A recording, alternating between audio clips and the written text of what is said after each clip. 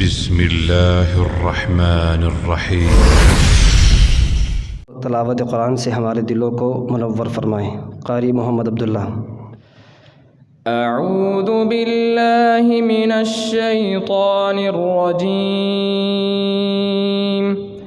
بسم اللہ الرحمن الرحیم۔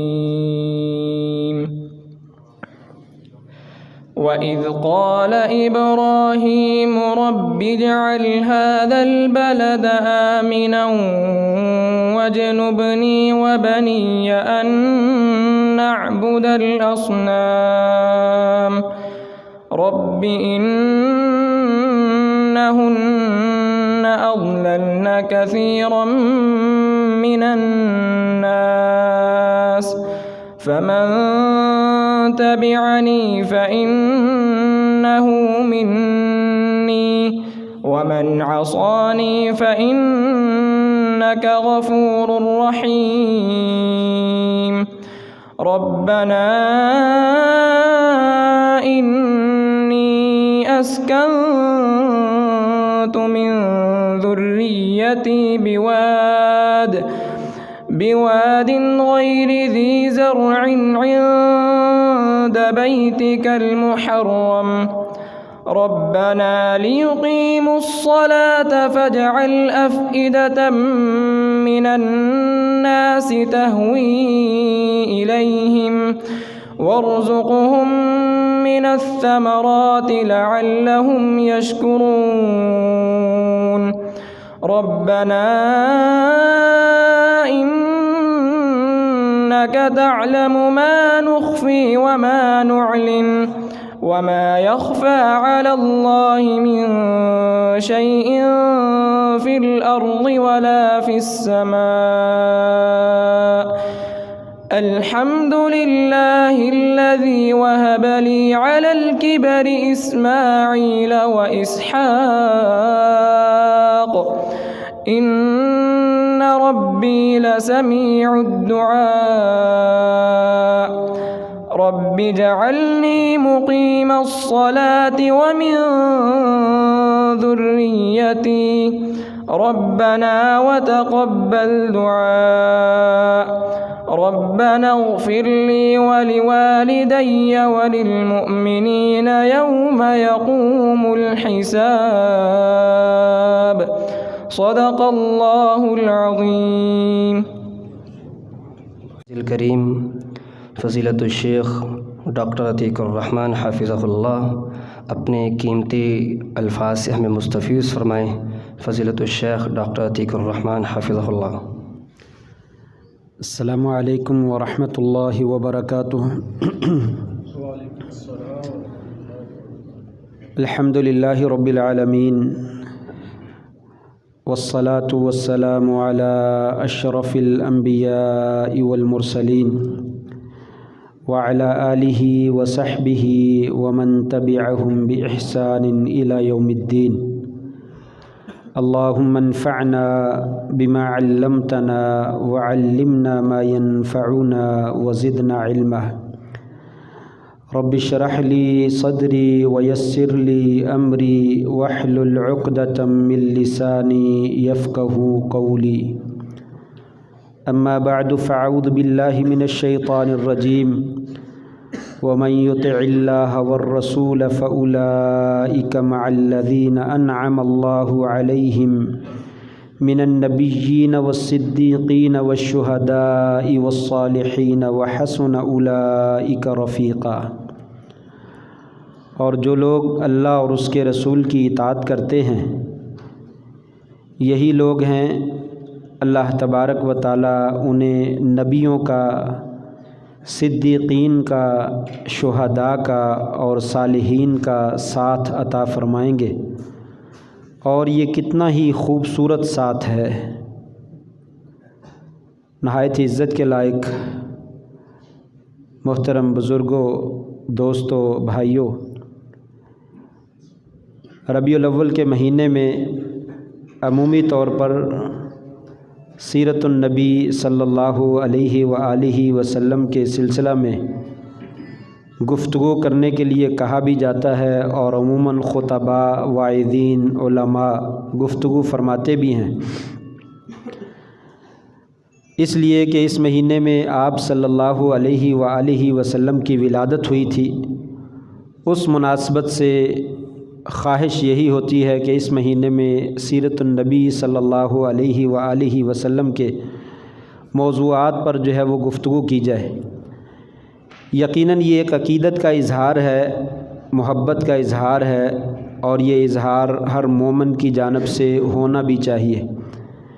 لیکن سوال یہ ہے کہ صرف ربیع الاول کے مہینے میں کیوں، باقی مہینوں میں کیوں نہیں؟ آپ صلی اللہ علیہ وآلہ وسلم کی سیرت طیبہ ہمارے لیے زندگی کے تمام ایام میں، بلکہ تمام ایام نہیں، دن اور رات کی تمام گھڑیوں میں، ہر لمحے میں آپ کی سیرت ہمارے لیے مشعل راہ ہے، نمونہ ہے، قدوہ ہے۔ اس میں ہمارے لیے بہترین رہنمائی موجود ہے، اور آپ سے محبت کا اظہار صرف ربیع الاول کے مہینے میں نہیں بلکہ سال کے 12 مہینوں میں ہونا چاہیے۔ اور انسان کی کوئی بھی محفل، کوئی بھی مجلس اس بات سے خالی نہیں جانی چاہیے کہ اس میں آپ صلی اللہ علیہ وآلہ وسلم کی سیرت طیبہ کا تذکرہ جو ہے وہ نہ کیا جائے۔ بہرحال آپ صلی اللہ علیہ وسلم کو اللہ تبارک و تعالی نے جو مقام، عظمت اور شان اور بلندی اور رفعت عطا فرمائی ہے، کائنات میں کسی بھی مخلوق کے حصے میں وہ عظمت اور وہ شان و شوکت نہیں آئی ہے، بلکہ ہمارا یہ عقیدہ ہے کہ اللہ تبارک و تعالیٰ کے بعد اس کائنات میں سب سے اونچا مقام اور سب سے بلند شان اللہ تبارک و تعالیٰ نے اگر کسی کو عطا فرمائی ہے تو وہ پیارے پیغمبر حضرت محمد الرسول اللہ صلی اللہ علیہ وآلہ وسلم کو عطا فرمائی ہے۔ آپ جانتے ہیں کہ آپ آخری نبی ہیں، خاتم النبیین ہیں، سید الانبیاء والرسل ہیں۔ قیامت کے دن جھنڈا آپ کے ہاتھ میں ہوگا، اور آدم علیہ السلام سے لے کر عیسیٰ علیہ السلام تک آنے والے جتنے بھی انبیاء اور رسل ہیں وہ سارے کے سارے آپ کے جھنڈے کے نیچے جمع ہوں گے۔ کل قیامت کے دن شفاعت عظمیٰ کا اختیار بھی صرف اور صرف آپ ہی کے پاس ہوگا۔ لوگ آدم علیہ السلام کے پاس، نوح علیہ السلام کے پاس، ابراہیم علیہ السلام کے پاس، موسیٰ اور عیسیٰ علیہ السلام کے پاس ایک ایک کر کے سب کے پاس جائیں گے کہ اے انبیاء کرام، آج بڑی سخت گرمی کا موسم ہے، سورج جو ہے وہ 1 میل کے فاصلے پر ہے، اور جسموں پہ کوئی چیز بھی نہیں ہے، زمین پہ پاؤں بھی جو ہے وہ ننگے ہیں، تو آپ ہماری اللہ سے سفارش کیجئے کہ اللہ تبارک و تعالی ہمارا حساب کتاب شروع کرے۔ لیکن کسی نبی میں بھی یہ ہمت اور جرت نہیں ہوگی کہ وہ آگے بڑھ کے اللہ کے دربار میں سفارش کر سکے، سب نہ کر دیں گے۔ بالآخر آپ صلی اللہ علیہ وسلم سے عرض کیا جائے گا تو آپ کہیں گے ہاں جی ہاں میں ہی اس کا اہل ہوں، پھر آپ آگے بڑھیں گے اور عرش کے نیچے سجدہ ریز ہو جائیں گے، اور اللہ کی تعریفیں بیان کرنے کے بعد اپنی امت کی اور بلکہ ساری امتوں کی جو ہے وہ شفاعت فرمائیں گے۔ یہ شفاعت عظمیٰ بھی آپ کے پاس ہے، اور جنت کا دروازہ سب سے پہلے آپ ہی آگے بڑھ کر کھٹکھٹائیں گے اور آپ کے لیے جو ہے وہ کھولا جائے گا۔ الغرض بے شمار اعزازات ہیں، اتنے اعزازات ہیں کہ اگر ان کو شمار کیا جائے تو اس میں ہی وقت جو ہے وہ بہت سارا صرف ہو جائے۔ سب سے بڑا اعزاز یہ ہے کہ اللہ تبارک و تعالیٰ نے ہمیں جو نبی صلی اللہ علیہ وسلم عطا فرمائے ہیں وہ اپنی امت کے لیے بڑے حریص ہیں اور بڑی دلچسپی رکھنے والے ہیں، اور اپنی امت کے لیے بڑی کوشش کرنے والے ہیں، بلکہ اپنا سب کچھ جو ہے وہ اپنی امت کے لیے قربان کر دینے والے ہیں۔ حدیث میں آتا ہے، آپ صلی اللہ علیہ وسلم فرماتے ہیں، اللہ تبارک و تعالیٰ نے ہر نبی کو ایک ایک دعا کی اجازت دی کہ آپ جو بھی دعا مانگنا چاہیں مانگیں، ہم وہ آپ کی ایک دعا جو ہے وہ ضرور قبول کریں، جو مانگنا ہے مانگ لیں۔ سب نبیوں نے اپنی اپنی دعا، دنیا میں آئے تو وہ دعا مانگ لی۔ آپ صلی اللہ علیہ وسلم فرماتے ہیں مجھے بھی اختیار دیا گیا، مجھے بھی کہا گیا ایک دعا آپ بھی کنفرم قبول ہوگی، آپ جو مانگنا چاہتے مانگ، باقی دعائیں ہماری مرضی ہے قبول کریں یا نہ کریں، لیکن ایک دعا جو ہے وہ 100% 100% جو ہے وہ قابل قبول ہے، مانگیے۔ آپ صلی اللہ علیہ وسلم فرماتے ہیں میں نے وہ دعا جو ہے وہ چھپا کر محفوظ کر کے رکھی ہوئی ہے، کل قیامت کے دن جب حساب کتاب کا وقت آئے گا اس وقت اس دعا کے ذریعے سے اپنی امت کی بخشش کروانے کی کوشش کروں گا۔ ہمارے ساتھ اس قدر جو ہے وہ شدید پیار ہے، اس قدر شدید محبت ہے کہ آپ کو جو دعا دی گئی آپ نے اپنی کسی ذاتی استعمال کے لیے نہیں اس کو استعمال کیا، کسی اور مقصد کے لیے کوئی بدلہ یا انتقام لینے کے لیے استعمال نہیں کیا، کہا میں اپنی امت کی بخشش اس دعا کے ذریعے سے جو ہے وہ کرواؤں گا۔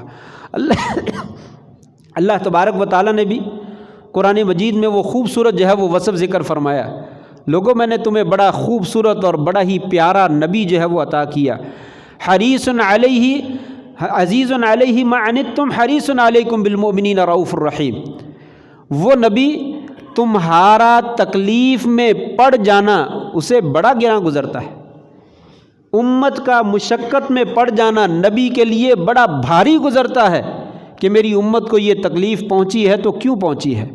حریص علیکم، وہ تمہارے لیے بڑی ہی کوشش کرنے والے ہیں، بڑی دلچسپی لینے والے ہیں، بڑی لالچ کرنے والے ہیں، بالمؤمنین رؤوف الرحیم، اور مومنوں کے لیے انتہائی شفیق اور انتہائی مہربان ہے۔ اس قدر وہ ہستی جو ہم سے پیار اور محبت کرنے والی ہے، کیا ان کا یہ حق نہیں بنتا کہ ہم بھی ان سے محبت کریں، ان سے ہم بھی پیار کریں؟ جس نے دن رات ایک کر کے اپنی امت کے افراد کو جہنم کے گڑھے سے بچانے کی کوشش کی اور جنت کے اندر جو ہے وہ داخلہ دلوانے کے لیے جو ہے وہ دن رات ایک کر دیا، اللہ تبارک و تعالیٰ کو قرآن مجید میں یہ کہنا پڑا فَلَعَلَّكَ بَاخِعٌ نَفْسَكَ عَلَىٰ آثَارِهِمْ إِن لَّمْ يُؤْمِنُوا بِهَٰذَا الْحَدِيثِ آسَفًا۔ اے نبی صلی اللہ علیہ وسلم، آپ کیوں اتنے پریشان ہیں؟ اپنے آپ کو مصیبت میں کیوں ڈال رکھا ہے، مشقت میں کیوں مبتلا کر رکھا ہے؟ آپ اپنی جان کو ہلاک کر ڈالیں گے؟ اگر یہ لوگ ایمان نہیں لاتے تو نہیں لاتے، چھوڑیے ان کو، آپ کے ذمے پہنچانا تھا، تبلیغ کرنا تھا، آپ نے تبلیغ کر دی۔ یعنی آپ صلی اللہ علیہ وسلم اس قدر لگن کے ساتھ، شوق کے ساتھ، محبت کے ساتھ لوگوں کو واعظ کرتے رہے، سمجھاتے رہے کہ اللہ تعالیٰ نے کہا شاید آپ اپنے آپ کو ہلاک کر دیں گے اس مشن میں، لوگ نہیں ایمان لاتے تو نہ صحیح، جس نے لانا وہ لے آئے، ہم اسے بخش دیں گے، جو نہیں لاتا نہ صحیح اسے ہم سزا دیں گے۔ لیکن آپ صلی اللہ علیہ وسلم نے دن رات ایک کر دیا، نہ کوئی گلی چھوڑی، نہ کوئی محلہ چھوڑا، نہ کوئی چوک چھوڑا، نہ کوئی منڈی چھوڑی، اپنے علاقے میں اپنے زمانے کے اعتبار سے آپ نے کوئی محفل ترک نہیں کی جس میں پہنچ کر جو ہے وہ آپ نے واعظ نہ کیا ہو، نصیحت نہ کی ہو، لوگوں کو جہنم سے بچانے کی جو ہے وہ کوشش نہ کی ہو۔ تو جب آپ ہم سے اس قدر شدید محبت کرنے والے ہیں تو ہمیں بھی چاہیے آپ کے ساتھ جو ہے وہ محبت کریں۔ اور آج خوشی تو ہوتی ہے کہ دنیا جو ہے وہ بہت زیادہ محبت کا اظہار کرتی ہے، اور سبھی لوگ جو ہے وہ دعویٰ کرتے ہیں کہ ہم آپ صلی اللہ علیہ وسلم کے ساتھ بڑی محبت کرنے والے ہیں، اور اس کے لیے طرح طرح کے وہ کام بھی کرتے ہیں جس کا اظہار کرتے ہیں کہ ہم آپ سے شدید محبت رکھتے ہیں۔ لیکن کیا واقعہ ہی صرف اس طرح کا اظہار کر دینا اور زبان سے کہہ دینا یہ کافی ہے، یا کہ محبت کا کچھ اصول ہوتا ہے، محبت کا کوئی تقاضا ہوتا ہے، محبت جو ہے وہ کوئی چیز مانگتی ہے؟ خالی دعوے میں اور حقیقت میں زمین آسمان کا جو ہے وہ فرق ہوتا ہے۔ صحابہ کرام نے ہمیں بتلایا ہے کہ لوگوں ہم نے شدید محبت کی ہے۔ ابو بکر صدیق رضی اللہ تعالیٰ عنہ ہجرت کی رات میں آپ جانتے ہیں غار ثور میں گئے، غار ثور میں جب پہنچے تو آپ صلی اللہ علیہ وسلم کو دروازے پہ روک دیا، آپ رک جائیں، مجھے اندر جانے دیجئے۔ قربان جائیے، مہمان آتا ہے، کوئی بڑی شخصیت آتی ہے تو اسے آگے کیا جاتا ہے، حضرت آپ آگے آگے چلے، میں آپ کے پیچھے چلتا ہوں۔ لیکن ابو بکر صدیق رضی اللہ تعالیٰ نے وہاں پہ جو ہے وہ روک دی، حضور رک جائیے۔ کہا کیا بات ہے؟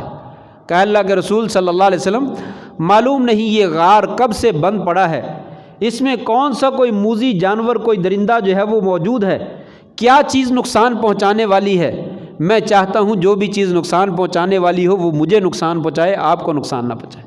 آپ کی زندگی مجھے بڑی عزیز، آپ سے مجھے شدید محبت ہے، میری جان آپ کے لیے جو ہے وہ حاضر ہے، اس کو قربان کر دیجیے اور اپنی جان کو جو ہے وہ بچا لیجیے۔ اسی طرح سفر میں جاتے وقت بھی، ہجرت کے سفر میں کبھی ابوبکر صدیق آگے جاتے ہیں، کبھی پیچھے جاتے ہیں، کبھی دائیں جاتے ہیں، کبھی بائیں جاتے ہیں۔ ابوبکر یہ کیا کر رہے ہو؟ ادب کا تقاضا ہے، پیچھے پیچھے چلو۔ کہا یا رسول اللہ یہاں بھی یہی مسئلہ ہے، میں دیکھنا چاہتا ہوں کہیں دشمن اچانک آگے سے نہ آ جائے، کہیں پیچھے سے نہ آ جائے، کہیں دائیں سے نہ آ جائے، کہیں بائیں سے نہ آ جائے، چاروں طرف سے گھوم پھر کر میں دشمن کا جائزہ لیتا ہوں، کہیں دشمن آپ کی ذات کو کوئی نقصان نہ پہنچائے۔ میری ذات حاضر ہے، مجھے نقصان پہنچا لے لیکن آپ کو جو ہے وہ کوئی حرف نہیں آنا چاہیے۔ یہ محبت ہے۔ آپ صلی اللہ علیہ وسلم نے ذکر بھی کیا، لوگوں جن لوگوں کو شدید محبت ہوتی ہے اللہ تبارک و تعالیٰ انہیں نوازتے بھی ہیں، انہیں عطا بھی بہت کچھ کرتے ہیں۔ کیا ملتا ہے؟ ایک بدوی صحابی باہر سے آیا اور آ کر کہنے لگا اللہ کے رسول صلی اللہ علیہ وسلم مجھے ایک سوال کا جواب تو دیجئے، قیامت کب آئے گی؟ آپ نے فرمایا قیامت ماذا اعددت لها، مجھے یہ تو بتلا قیامت کے لیے کوئی تیاری بھی کر رکھی ہے؟ سوال تو بہت کر رہا ہے کہ قیامت کب آئے گی، اور اتنا مشکل سوال کر لیا جس کا جواب تو میرے پاس ہے ہی نہیں، اس کا جواب تو سوائے اللہ تعالیٰ کے علاوہ کسی کے پاس ہے ہی نہیں، لیکن اتنا مشکل سوال کیا تو نے، کیا تو نے اس سوال کے لیے اور اس کے جواب کے لیے کچھ تیاری بھی کر رکھی ہے؟ اس قیامت کے لیے کوئی تیاری بھی ہے؟ کہا یا رسول اللہ کوئی زیادہ تیاری تو نہیں، فرضی نماز روزہ تو میں کرتا ہی کرتا ہوں، نفلی صدقہ خیرات اور روزے اور دوسری چیزیں جو نفلی کو زیادہ نہیں کرتا، تھوڑی بہت کبھی توفیق مل جائے ہو گئی، زیادہ نہیں کرتا۔ ہاں ایک عمل میرے پاس موجود ہے، ایک عمل میرے پاس موجود ہے۔ کہا وہ کیا ہے؟ کہا انی احب اللہ ورسولہ، میں اللہ اور اس کے رسول سے سچی محبت کرتا ہوں۔ قربان جائیے، آپ صلی اللہ علیہ وسلم نے جو خوبصورت جواب دیا وہ جواب سونے کے پانی سے لکھنے کے قابل ہے اور اپنی دلوں کی تختیوں پہ ہمیشہ کے لیے نوٹ کرنے کے لائق ہے۔ آپ نے فرمایا انت مع من احببت، انت مع من احببت، جاؤ پھر کل قیامت کے دن اللہ تبارک و تعالیٰ تمہیں ساتھ بھی انہی لوگوں کا دیں گے جن کے ساتھ تم محبت کرتے ہو، ساتھ بھی انہی لوگوں کا ملے گا جن کے ساتھ انسان محبت کرتا۔ اب یہ انسان نے دیکھنا ہے وہ کن چیزوں سے محبت کرتا ہے، گانے سے محبت کرتا ہے، فلموں سے محبت کرتا ہے، وہ یہ فلمی ایکٹروں سے محبت کرتا ہے، اداکاروں سے محبت کرتا ہے، وہ جوا کھیلنے والوں سے محبت کرتا ہے، شراب پینے والوں سے محبت کرتا ہے، گندی محفل میں بیٹھنے والوں سے محبت کرتا ہے۔ انت مع من احببت، تم انہی لوگوں کے ساتھ ہو جن کے ساتھ تم محبت کرتے ہو۔ اگر اچھے لوگوں کے ساتھ محبت کرتا ہے تو اچھے لوگوں کے ساتھ اللہ تعالیٰ کل قیامت کے دن جو ہے وہ ساتھ عطا فرماتے ہیں۔ حضرت انس فرماتے ہیں، صحیح بخاری کی روایت ہے، فرماتے ہیں انا احب ابا بکر و احب عمر رضی اللہ عنہما، میں ابو بکر سے اور عمر فاروق رضی اللہ تعالیٰ عنہما سے محبت کرتا ہوں۔ ارجو ان اکون معہم ان لم تکن اعمالی مثل اعمالہم، مجھے امید ہے کہ کل قیامت کے دن اللہ تعالیٰ انس کو جو ہے ابو بکر صدیق کے ساتھ اور عمر کے ساتھ جو ہے وہ اٹھائے گا۔ میرے عمل ابو بکر اور عمر فاروق جیسے نہیں ہیں، میں چھوٹا سا بچہ ہوں، تھوڑا عرصہ نبی صلی اللہ علیہ وسلم کے ساتھ جو ہے وہ گزارا ہے۔ ابو بکر صدیق اور عمر فاروق نے بڑی خدمت کی ہے، لیکن مجھے امید ہے کہ اللہ تعالیٰ مجھے بھی ابو بکر اور عمر فاروق رضی اللہ تعالیٰ عنہما کا ساتھ نصیب فرما دیں گے، اس لیے کہ میں ان سے سچی محبت کرتا ہوں۔ تو جو آدمی جس سے سچی محبت کرتا ہے کل قیامت کے دن اللہ تعالیٰ اس کا ساتھ عطا فرما دیں گے۔ شروع میں نے آیت یہی پڑھی تھی، من یطع اللہ والرسول فاولئک مع الذین انعم اللہ علیہم من النبیین والصدیقین والشہداء والصالحین وحسن اولئک رفیقا، جو لوگ اللہ اور اس کے رسول کی اطاعت کرتے ہیں۔ ادھر ہم نے محبت کا ذکر کیا، یہاں پہ اللہ تعالیٰ نے اطاعت کا ذکر کیا۔ جو لوگ اطاعت کرتے ہیں یعنی محبت کرتے ہیں، ایسے لوگوں کو اللہ تعالیٰ نبیوں کا، صدیقوں کا، شہداء کا، صالحین کا جو ہے وہ ساتھ عطا فرماتے ہیں۔ یہ محبت، اس میں کسی کا اختلاف نہیں، میرا، آپ کا، کسی اور فرقے کا، کسی اور جماعت کا، محبت میں کوئی اختلاف نہیں۔ سب کہتے ہیں محبت ہونی چاہیے، کرنے کا دعویٰ بھی کرتے ہیں، لیکن وہی میں نے ذکر کیا، خالی محبت کا دعویٰ کافی ہے یا محبت کا کوئی اصول بھی ہے، محبت کے کوئی قاعدے بھی ہیں؟ آئیے 3 قاعدے ہیں، میں اختصار کے ساتھ ذکر کروں، وقت بہت تھوڑا ہے، 20 منٹ مجھے کہا گیا، 25 منٹ یا 20 منٹ کا ٹائم مجھے دیا گیا ہے، یہ بات بہت لمبی ہے لیکن میں اختصار کے ساتھ انشاءاللہ 20 منٹ میں ختم کروں گا، 20 منٹ یا 25 منٹ، کوشش کروں گا 20 میں ہی ختم ہو جائے، 10 منٹ ہو گئے، 10 منٹ مزید باقی ہے۔ فرمایا ایک نشانی، ایک قاعدہ، ایک اصول، حضرت حمزہ رضی اللہ تعالیٰ عنہ، سیرت طیبہ میں یہ واقعہ موجود ہے، سیرت کی بھی کتابیں پڑھیں، سیرت کی کتابیں پڑھنے سے نبی کریم صلی اللہ علیہ وسلم کے ساتھ محبت کا اظہار ہوتا ہے۔ اب انسان کو پتہ چلتا ہے کہ آپ صلی اللہ علیہ وسلم نے شب و روز کیسے بسر کیے، زندگی کیسے گزاری ہے، آپ کے دن رات کیسے تھے، یہ سیرت طیبہ سے معلوم ہوتا ہے۔ الرحیق المختوم بڑی شاندار کتاب ہے سیرت کی، اس کا مطالعہ کرنا چاہیے۔ رحمت للعالمین سید سلمان ندوی کی بڑی عمدہ کتاب ہے، اس کا مطالعہ کرنا چاہیے، اور بھی بے شمار کتابیں ہیں۔ بہرحال فرمایا حضرت حمزہ رضی اللہ تعالیٰ عنہ ایک دن شکار کھیل کر واپس آئے، کسی نے خبر دی حمزہ تو بڑا بہادر بنتا ہے، بڑے شکار کرتا ہے، تجھے معلوم ہے آج کیا ہوا؟ کہا کیا ہوا؟ تیرے بھتیجے کو ابو جہل نے مارا ہے اور اس کی توہین کی ہے، اسے بے عزت کیا ہے، تجھے پتہ ہی کوئی نہیں، تو شکار کھیلتا پھرتا ہے۔ کمان ہاتھ میں پکڑی ہوئی تھی، اسی طریقے سے سیدھا بیت اللہ میں گیا، ابو جہل وہاں پہ موجود تھا، جا کر آؤ دیکھا نہ تاؤ دیکھا، زور سے کمان اس کے سر پہ دے ماری اور اسے گالیاں دی اور اسے برا بھلا کہا اور اسے کہا تجھے حیا نہیں آتا؟ بھتیجا معصوم ہے، کمزور ہے، تو اسے مارتا ہے، تو اسے تنگ کرتا ہے، بے عزت کرتا ہے، تجھے شرم کرنی چاہیے۔ جو کچھ کہہ سکتا تھا اسے کہا اور مارا، اور واپس آ کر نبی کریم صلی اللہ علیہ وسلم سے عرض کیا، اے بھتیجے خوش ہو جاؤ، اے بھتیجے خوش ہو جاؤ، میں آپ کا بدلہ لے کر آ گیا ہوں، قربان جائیے۔ آپ صلی اللہ علیہ وسلم نے جواب دیا اور فرمایا چچا تجھے معلوم ہے میں بدلے لینے سے خوش ہوتا ہوں؟ یہ محمد صلی اللہ علیہ وسلم بدلے لینے سے خوش نہیں ہوتا۔ اگر بدلے ہی لینے ہوتے میں اللہ سے ایک دعا کرتا، یہ ساری قوم ساری کی ساری تباہ و برباد ہو جاتی، ایک سیکنڈ کے اندر پوری کی پوری بستی جو ہے وہ تباہ و برباد ہو جاتی، ان میں سے کوئی بھی نہ بچتا، لیکن میں تو ایسا نہیں کرتا۔ آپ جانتے ہیں طائف کی وادی میں فرشتے نے آ کر کہا تھا آپ اشارہ تو کیجیے، حکم تو دیجئے، جن طائف کے لوگوں نے آپ کو پتھر مارے ہیں، گالیاں دی ہیں، مکہ کے دو بڑے بڑے پہاڑوں کے درمیان دے کر ان کو پیس کر رکھ دو۔ لیکن آپ صلی اللہ علیہ وسلم نے کیا جواب دیا تھا؟ فرمایا نہیں، اللہ تبارک و تعالیٰ نے مجھے سخت دل بنا کر نہیں بھیجا، مجھے انتقام لینے والا بنا کر نہیں بھیجا، میں انتقام نہیں لیتا، نہ انتقام کو پسند کرتا۔ مجھے امید ہے اگر یہ لوگ راہ راست پہ نہیں آئیں گے تو مجھے امید ہے کہ اللہ تبارک و تعالیٰ ان کی آنے والی نسلوں میں سے کسی نہ کسی کو جو ہے وہ ہدایت دیتے۔ اس لیے کسی کی بندے سے بھی اس کی ہدایت سے مایوس نہیں ہونا چاہیے۔ ہم میں سے بہت جلد انسان مایوس، نہیں جی چھوڑیے اس کو، اور اس کے دل پہ تو مہر لگی ہوئی ہے، وہ نہیں مانتا، وہ اپنی اڑ پہ کاڑی پہ قائم ہے، ضد پہ قائم ہے، وہ اپنی ضد چھوڑنے والا ہی نہیں، ایسا نہیں۔ اللہ تعالیٰ کے ہاں کوئی مشکل نہیں ہے، وہ پتھروں کو موم کر دیتا ہے، بس اس میں دیر لگتی ہے، وقت کا انتظار ہوتا ہے، جب وقت آتا ہے تو وہ معاملہ جو ہے وہ حل ہو جاتا ہے۔ اگر نہ صحیح تو اسی کی نسل میں سے کوئی دین کا خیر خواہ اور دین کا ہمدرد جو ہے وہ اللہ تعالیٰ پیدا کر دیتے۔ نمرود کے گھر میں ابراہیم علیہ السلام کو اللہ تعالیٰ نے پیدا نہیں کیا، یہ آزر کے گھر میں، آزر کے گھر میں ابراہیم علیہ السلام کو پیدا کیا۔ کتنے ہی ایسے لوگ ہیں جن کے والد اسلام کے دشمن اور دین کے بہت بڑے دشمن رہے، لیکن ان کے گھر میں اللہ تعالیٰ نے توحید کا ایسا بوٹا لگایا جس کی مثالیں جو ہے وہ نہیں ملتی۔ لہٰذا کسی کی ہدایت سے کبھی بھی مایوس نہیں ہونا چاہیے۔ کہا میں بدلے لینے سے خوش نہیں ہوتا چچا۔ ہاں بھتیجے پھر کس سے خوش ہوتا ہے؟ کہا میں اللہ اور اس کے رسول پر ایمان لانے سے خوش ہوتا ہوں، اللہ اور اس کے رسول پر ایمان لانے سے خوش ہوتا ہوں، بے ایمانوں سے میں خوش نہیں ہوتا۔ اچھا کلمہ پڑھنے سے خوش ہوتے ہیں لوگ؟ کلمہ سن لو، اشہد ان لا الہ الا اللہ وحدہ لا شریک لہ واشہد ان محمدا عبدہ ورسولہ، کلمہ پڑھے اور مسلمان ہو۔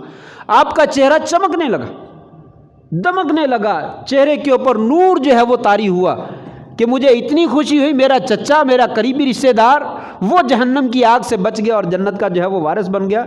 آپ خوشی سے نہال ہو گئے۔ اسی طرح ایک یہودی کے گھر میں چلے گئے، بچہ جو ہے وہ فوت ہونے کے قریب تھا۔ کہا بیٹا کلمہ پڑھ لو۔ بیٹا بھی یہودی ہے، باپ بھی یہودی ہے، بیٹا اپنے باپ کی طرف دیکھنے لگا، ابا جان یہ کیا کہہ رہے ہیں؟ باپ نے کہا یہ بڑی پیاری ہستی ہے، بہت ہی اچھی ہستی ہے. دیکھیے کس قدر آپ کے دل میں تڑپ ہے. بچہ نزع کی حالت میں ہے, مرنے کے قریب ہے, اور اسے جا کر جو ہے وہ آپ واعظ فرما رہے ہیں, بیٹا کلمہ پڑھ. ہمارے جیسا ہوتا تو یار یہ مولوی سب اچھے ہیں یار, ان کو کوئی خوشی غمی کا بھی پتہ نہیں چلتا, کسی محفل کا بھی ادب نہیں آتا, ہر جگہ پہ واعظ کرنا شروع کر دیتے. یہ کوئی واعظ کی جگہ ہے؟ یہاں پہ لوگ جمع ہیں, ہماری انسلٹ ہو گئی ہے, ہمارا یہ ہو گیا وہ ہو گیا. لیکن قربان جائیے آپ وسلم نے کسی کی کوئی پرواہ نہیں, کہا بیٹا کلمہ پڑھ لو. باپ نے بھی کہا یہ بہت خوبصورت ہستی ہے بیٹا, ان کی بات مان لو. بیٹے نے ادھر کلمہ پڑھا, ادھر روح پرواز ہو. آپ وسلم کا چہرہ خوشی سے دمکنے لگا. الحمدللہ الذی انقذہ بی من النار, اس اللہ کا شکر ہے جس نے میرے ذریعے سے اس بچے کو جہنم کی آگ میں جانے سے محفوظ کر لیا. یہ آپ کی محبت کا ایمان معیار ہے, یہ قاعدہ ہے, یہ اصول ہے کہ آپ ایمانداروں سے خوش ہوتے ہیں, بے ایمان لوگوں سے خوش نہیں ہوتے, ایمان والوں سے خوش ہوتے ہیں. اس لیے یاد رکھنا چاہیے کبھی بھی ایماندار آدمی کو کافر آدمی سے برا قرار نہیں دینا چاہیے. کتنے ہی لوگ ہیں مسلمان ہے, کمزور ہے, بے عمل ہے, کمیاں کوتاہیاں موجود ہیں, گناہ ہو جاتے ہیں, ان گناہوں کی وجہ سے کہتا تجھ سے تو یہودی اچھے ہیں, تجھ سے تو عیسائی اچھے ہیں, تجھ سے تو انگریز اچھے ہیں. قطعاً نہیں اچھے, اللہ کی قسم کبھی اچھے نہیں. یہ بڑا زہریلا جملہ ہے. کبھی کسی مسلمان کو کبھی کسی کافر سے نیچے درجے کا قرار نہ دو. مومن اور مسلمان جو ہے وہ کافر سے ہزاروں درجے اچھا ہے, ہزاروں نہیں کروڑوں درجے جو ہے وہ اچھا ہے. بس شرط یہ ہے کہ ایمان موجود, وہ اللہ کے علاوہ کسی اور کو رب نہ مانتا ہو, معبود نہ مانتا ہو, شرک اور کفر نہ کرتا ہو, تو وہ تمام کافروں سے کروڑوں درجے جو ہے وہ اچھا ہے. ایک صحابی اس نے شراب پی لی, آپ صلی اللہ علیہ وسلم نے اس کو کوڑے لگوائے. دوسری مرتبہ پھر اتفاقاً اس نے شراب پی لی, آپ نے پھر اس کو بلا لیا اور اس کو پکڑا اور اس کو کوڑے لگائے. ایک آدمی کہنے لگا اس بندے پہ لعنت ہو, یہ بار بار شراب پیتا ہے اور لایا جاتا پھر رکتا نہیں ہے. آپ نے کہا میرے بھائی نہ, یہ لفظ نہ بولو. ٹھیک ہے اس نے شراب پی ہے, اس نے گناہ کیا, اس کی سزا بھی اس کو مل گئی ہے, اس نے جرم کیا اس کی سزا بھی مل گئی ہے, لیکن اللہ کی لعنت کا وہ مستحق نہیں ہے. اللہ کی لعنت اس کے اوپر نہ کرو, اس لیے کہ میں جانتا ہوں یہ اللہ اور اس کے رسول سے کیا کرتا ہے, یہ محبت کرتا ہے. یہ شراب پینے کے باوجود اللہ اور اس کے رسول سے محبت کرتا ہے. یہ جو اس کے دل میں ایمان ہے یہ اللہ اور اس کے رسول کے ساتھ سچی محبت ہے. اگر ایمان نہ ہوتا یہ سزا قبول کرتا, یہ علاقہ ہی چھوڑ کر یہاں سے چلا جاتا کہ مجھے یہ سزا نہیں چاہیے, میں تو پینی ہے شراب, میں پیوں گا, میں مسلمان ہونے کو چھوڑ دیتا. لیکن اس نے سزا کو بھی خوشی سے قبول کیا, اور شراب بھی اس کی کمی ہے, کوتاہی ہے, وہ اس نے کیا ہے, لیکن اس کے ساتھ اللہ اور اس کے رسول پر ایمان رکھتا ہے, سچی محبت کرتا ہے. اس کو جو ہے وہ گالی نہ دو, اس کے اوپر لعنت نہ کرو. تو پہلا معیار یہی ہے کہ ایمان جو ہے یہ سچی محبت کی نشانی ہے. جس بندے کے پاس ایمان نام کی چیز نہیں ہے وہ آپ کے ساتھ سچی محبت کا دعویٰ نہیں کر سکتا. دوسرا معیار, دوسرا اصول محبت کا کیا ہے؟ نبی کریم صلی اللہ علیہ وسلم نے ایک دفعہ وضو فرمایا, صحابہ کرام نیچے بھاگے اور آپ کے وضو کا پانی لے کر جو ہے وہ جسم پر ملنے لگے. آپ نے کہا میرے صحابہ یہ کیا کر رہے ہو؟ کہا یا رسول اللہ آپ سے محبت کرتے ہیں, آپ کا پانی کستوری سے زیادہ خوشبودار ہے اور یہ دوائیوں سے زیادہ شفا بخش ہے, ہم اس سے تبرک حاصل کرتے ہیں, اس کو جسم پہ ملتے ہیں, برکت ملتی ہے, شفا ملتی ہے, صحت ملتی ہے, خوشبو ملتی ہے, ہم آپ سے شدید محبت کرتے ہیں. قربان جائیے واقعتاً شدید محبت تھی, لیکن آپ صلی اللہ علیہ وسلم نے اس محبت پہ تبصرہ نہیں کیا, بلکہ مزید کہا لوگوں عبارت پڑھنے کا ٹائم نہیں, وقت تھوڑا ہے, میں صرف عبارت اور مفہوم ہی بتلا دیتا ہوں. لوگوں تم میں سے جو آدمی یہ چاہتا ہے کہ وہ اللہ اور اس کے رسول کے ساتھ محبت کرے, تم میں سے جو آدمی یہ چاہتا ہے کہ اللہ اور اس کا رسول اس بندے سے محبت کرے, وہ کیا کرے؟ جھنڈیاں لگا لیا کرے, جلوس نکال لیا کرے, محفل منعقد کر لیا کرے؟ نہیں. آپ نے فرمایا لوگوں جو آدمی یہ دعویٰ کرتا ہے کہ میں اللہ اور اس کے رسول سے محبت کرتا ہوں, وہ انسان اپنی زبان سے, اپنی گفتگو سے جھوٹ کو نکال دے اور ہمیشہ سچ بول کر دکھائے, اپنی زندگی میں سچ کو داخل کر دے اور جھوٹ کو دیسن کالا دے دے, پھر میں دیکھوں گا کہ یہ بندہ واقعی مجھ سے محبت کرنے والا ہے. وہ سچ بولے. دوسرے نمبر پہ آپ نے فرمایا وہ امانت جو اس کے پاس پکڑائی گئی ہے وہ امانت صحیح ادا کر دے. تیسرے نمبر پہ آپ نے فرمایا وہ اپنے پڑوسیوں کے ساتھ اچھا سلوک کرے, اگر یہ 3 کام کرتا ہے تو مجھے اور میرے اللہ کو یقین آ جائے گا کہ یقیناً وہ آدمی جو ہے مجھ سے سچی محبت کرنے والا۔ اگر یہ کام کرتا ہی نہیں ہے، وہ جتنے مرضی کام کرتا رہے، وہ ہمارے ساتھ محبت کرنے والا نہیں ہو سکتا۔ دراصل اس حدیث میں آپ نے اشارہ فرمایا، لوگوں عمل جو میں نے کیا، جو میں نے کرنے کا حکم دیا، یہ عمل اصل میں معیار ہے میری محبت کا۔ اگر تم وہ عمل کرتے ہو جو میں نے کہا ہے یا جو میں نے کر کے دکھایا، واقعی تم محبت کرنے والے ہو۔ اگر تم وہ عمل نہیں کرتے ہو تو تمہارا دعویٰ خالی کھوکھلا دعویٰ ہی ہے، اس کی کوئی حیثیت۔ یہ دوسرے نمبر پہ آپ نے عمل کا جو ہے وہ ذکر فرمایا۔ لوگوں عمل جو ہے وہ بنیادی اصول ہے جس بیس پہ تم واقعی دعویٰ کر سکتے ہو کہ تم میرے ساتھ سچی محبت کرنے والے ہو۔ 1 منٹ میں یا 2 منٹ میں انشاءاللہ میں آخری بات ذکر کر کے اپنی بات ختم کر دیتا ہوں۔ تیسرا اصول، تیسرا معیار آپ صلی اللہ علیہ وسلم کی محبت کا، وہ ہے آپ صلی اللہ علیہ وسلم کی عزت، آپ کا نام، آپ کی شان و شوکت، آپ کا دین، اس کے دفاع کے لیے انسان مر مٹ جائے اور سب کچھ قربان کر دے۔ اگر یہ جذبہ موجود ہے تو وہ انسان آپ سے سچی محبت کرنے والا ہے۔ ایک دن آپ صلی اللہ علیہ وسلم کے زمانے میں ایک عورت قتل ہو گئی، آپ نے اعلان کر دیا لوگوں جمع ہو جاؤ۔ لوگ جمع ہو گئے، کہا لوگوں میں تمہیں قسم دے کر، اللہ کی قسم دے کر پوچھتا ہوں جو اس کا قاتل ہے وہ سامنے آ جائے۔ ایک نابینا آدمی، آنکھوں سے محروم بوڑھا آدمی لاٹھی ٹیکتا ہوا آگے بڑھا اور کہنے لگا یا رسول اللہ اس عورت کو میں نے قتل کیا ہے۔ کہا تو نے عورت کا قتل؟ کہا جی ہاں۔ یا رسول اللہ یہ میری لونڈی ہے، یہ کسی اور کی نہیں ہے، میرے اس سے 2 خوبصورت ہیرے جیسے بچے ہیں، میں اس عورت سے بھی محبت کرتا ہوں، اس بچوں سے بھی محبت کرتا ہوں، لیکن یہ عورت آپ کی شان میں گستاخی کرتی تھی، آپ کو برا کہتی تھی۔ اے اللہ کے رسول میں نے اس کو منع کیا 1 دفعہ 2 دفعہ 3 دفعہ، یہ باز نہیں ہے۔ رات اس نے پھر گستاخی کی ہے، رات پھر میں برداشت نہیں کر سکا، میرے پاس کدال پکڑی تھی، میں نے کدال پکڑی اور اس کے پیٹ میں گھسا دی اور اس کو ہلاک کر دی۔ آپ صلی اللہ علیہ وسلم نے جب یہ سارا ماجرا دیکھا تو آپ نے فرمایا لوگوں گواہ ہو جاؤ، اس آدمی نے جو خون کیا ہے وہ خون جو ہے وہ رائے گاں ہے، اس آدمی سے بدلہ نہیں لیا جائے، اس آدمی سے بدلہ نہیں لیا جائے، اس لیے کہ جو نبی کی گستاخی کرنے والا ہے اسے دنیا پہ زندہ رہنے کا کوئی حق نہیں۔ وہ مسلمان ہے، غیر مسلم ہے، اس کا دنیا میں رہنا بالکل جائز نہیں ہے، اس کی یہی سزا ہے کہ اسے دنیا سے ختم کر دیا جائے۔ اور اس آدمی نے اپنی محبت کو، اپنی بیوی یا اپنی لونڈی کو قربان کر دیا نبی کریم صلی اللہ علیہ وسلم کی محبت کے۔